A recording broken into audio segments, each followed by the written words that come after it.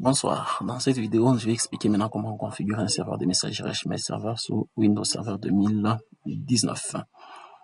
Comme vous le savez, il y a déjà d'autres vidéos qui ont précédé celle-ci, qu'il faudrait impérativement suivre avant de suivre celle-ci. Voilà, donc j'ai déjà installé mon HTML Server. Je pense qu'il est là. HTML Server, voilà. Je vais me connecter. Mot de passe, astérisque P, E, L, E, 2012, astérisque.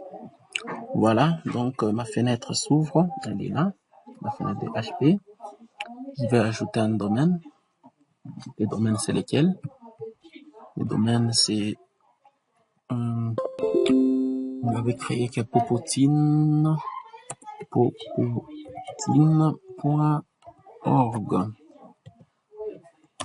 Popotine.org.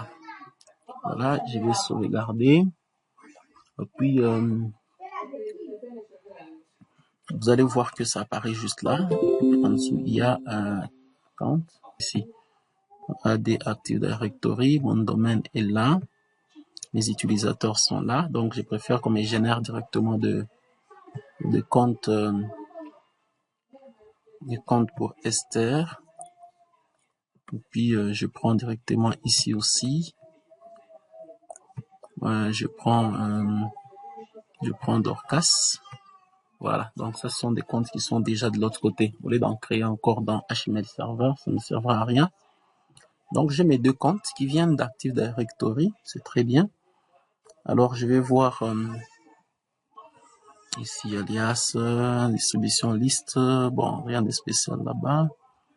Je vais prendre directement les settings. Les settings ici, je vais voir protocole.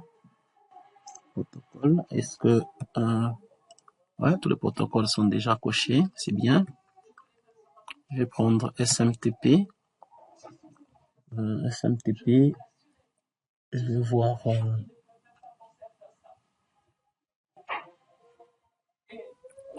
à ce moment, tout ça, non, welcome message. D'abord, il n'y a rien à faire là-bas. Je vais prendre anti-spam,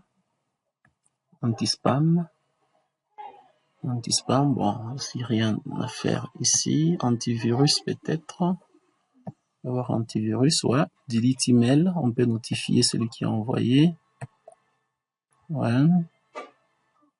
Donc, si on trouve un virus, on peut supprimer les mails. Et je vais voir aussi au niveau de login ici, du maintenant. Attendez.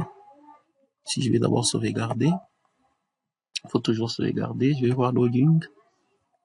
Login ici, je vais cocher là-bas. Et puis, je peux tout cocher. Je coche tout.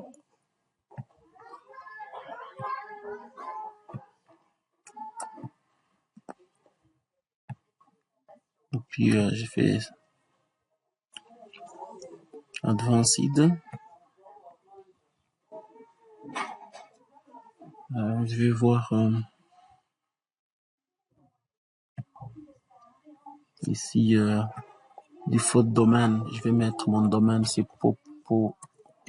popotine.org. You need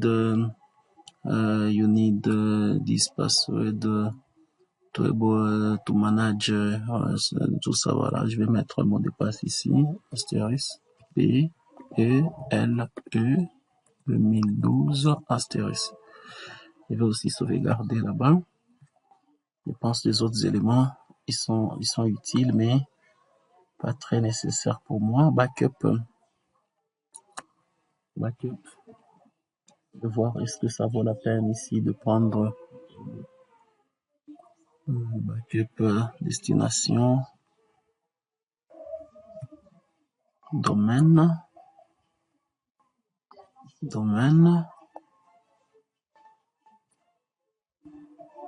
Ici, qu'est-ce qu'il y a ici? Pas la peine. Destination, backup domaine.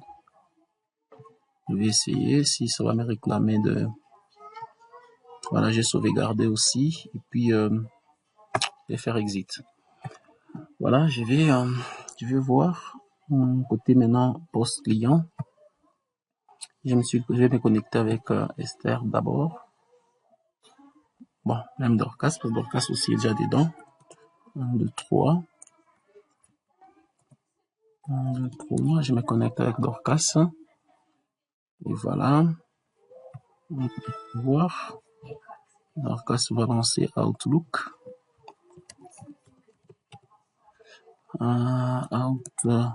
Outlook.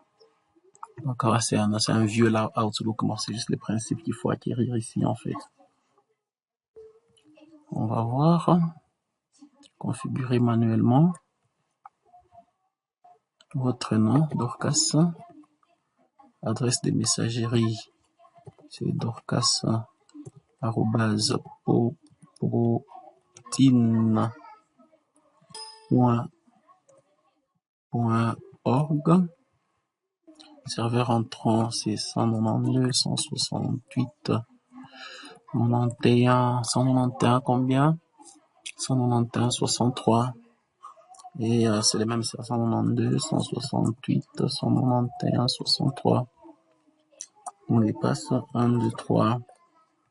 Paramètres supplémentaires, je vais voir ici. Un serveur sortant, un serveur SMTP, qui est une authentification. On va voir. Voilà, donc un serveur sortant, SMTP. Je vais sur OK, je vais tester un peu le paramètre. Voilà, c'est bon, terminé. Voilà, c'est bon. C'est bon, suivant maintenant. Et félicitations, terminé. Voilà, Dorcas a déjà sa boîte qui va fonctionner là. C'est quoi, améliorer Office, maintenir. Bon. On va aller sur suivant. Je ne veux pas utiliser. Terminé. Voilà, la boîte de Dorcas est là. Dorcas peut déjà écrire un mail à Esther. Dorcas peut écrire à Esther @popotine.org.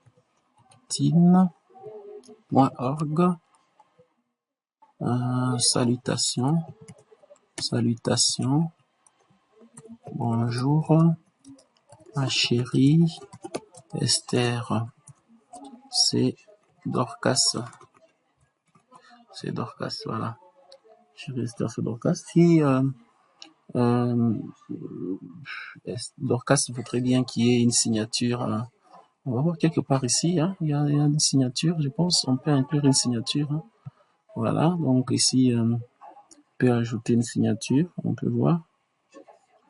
L'application, liste, non, je sais pas trop, mais voilà, sélectionner là, c'est nouveau.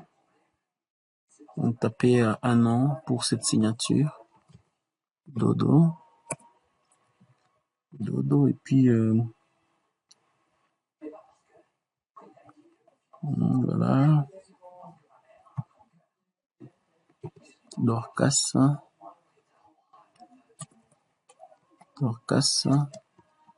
Tabita, 081, 23, et tous ces blabla là-bas. TRH. C'est ça la signature des Dorcas. Alors, je vais fermer ça. Je vais essayer de créer maintenant. Vous voyez? Donc, déjà, ici, il y a une signature qui est là. Elle écrit Esther. Elle dit salutations. Bonjour, ma chérie Esther. Et elle envoie le mail.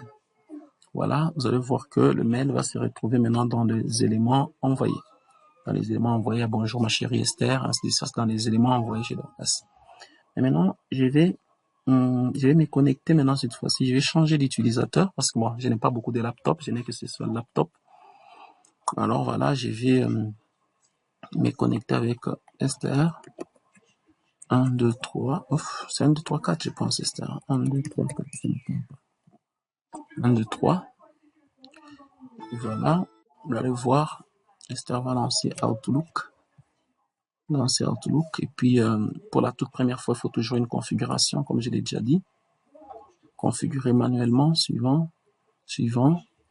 Donc là, c'est Esther maintenant qui est connectée. Esther arrobase popotine.org 268 191 63 268 191 63 et puis ça doit être 1, 2, 3, à moins que je me trompe.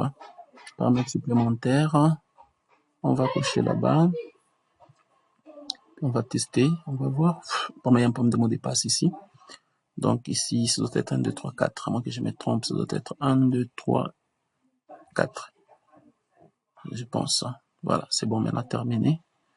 Et vous allez voir, terminé, félicitations.